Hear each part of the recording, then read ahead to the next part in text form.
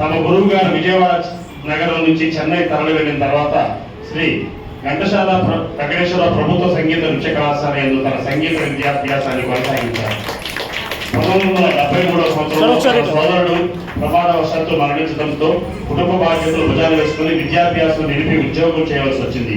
ఉద్యోగం చేస్తూ కచేరీలు, లలిత సంగీత కార్యక్రమాన్ని కూచిపూడి, భరతనాట్యం, ఆంధ్రనాట్య కళాకారులకు ఆయన సహకరించడంతో కొనసాగుతూనే ఉంది.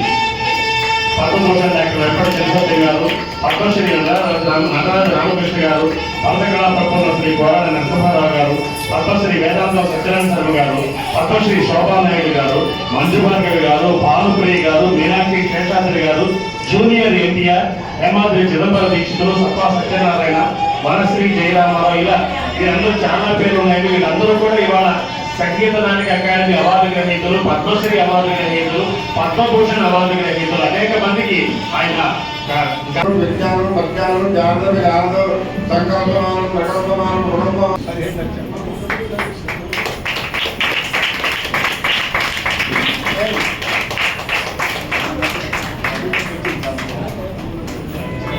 సార్ ఒకసారి